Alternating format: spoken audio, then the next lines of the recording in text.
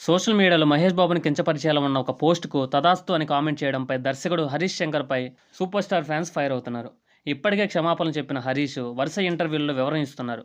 Bob అంటే తాను box office అని పొరపాటు పడ్డానని, మహేష్ వంటి మహోన్నతమైన వ్యక్తిపై కావాలని వ్యాఖ్యలు చేసేంత అవివేకిని కాదని ఆయన స్పష్టం చేశారు. ఉస్తాద్ భగత్ సింగ్ విడుదలకు ముందు దర్శకుడు హరీష్ శంకర్ ఊహించిన విధంగా ట్రోలింగ్ ఎదుర్కొంటున్నారు.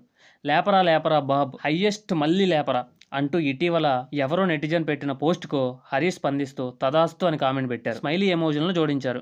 అదే మహేష్ బాబు అభిమానులకు కోపం తెప్పించింది. కనీసం తనని ట్యాగ్ చేయని ట్వీట్కు రియాక్ట్ అయిన దర్శకుడు అనవసరంగా సూపర్ స్టార్ ఫ్యాన్స్కి టార్గెట్ అయ్యారు. దీనిపై హరీష్ క్లారిటీ ఇచ్చినా సోషల్ మీడియాలో ట్రోల్స్ మాత్రం ఆగడం లేదు. నిజానికి హరీష్ శంకర్ తప్పు తెలుసుకొని వెంటనే తదాస్తు పోస్ట్ను డిలీట్ చేశారు.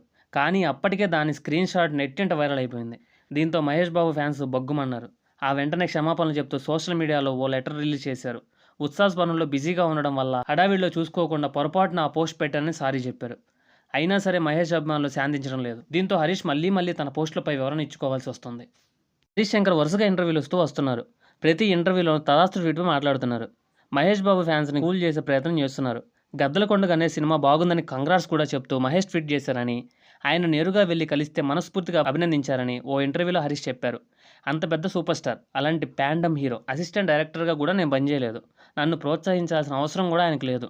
అలాంటి వ్యక్తి మీద నేను కావాలని కామెంట్లు చేస్తే కళ్ళు పోతాయి. అది అసలు ధర్మం కాదు.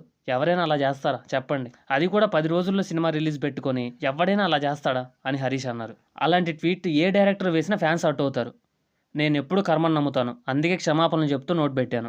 కామెంట్ సెక్షన్ బ్లాక్ చేయలేదు. ఎంతైనా తిట్టండి అని కామెంట్స్ కూడా ఓపెన్ చేసి పెట్టాడు. రికార్డ్స్ గురించి టాపిక్ వచ్చింది కాబట్టి నేను ఓపెన్గా చెప్తున్నా, వారణాసి తర్వాత అన్ని రికార్డులు మహేష్ గారి పేరు మీదే ఉంటాయి అని ఇంకో ఇంటర్వ్యూలో చెప్పారు.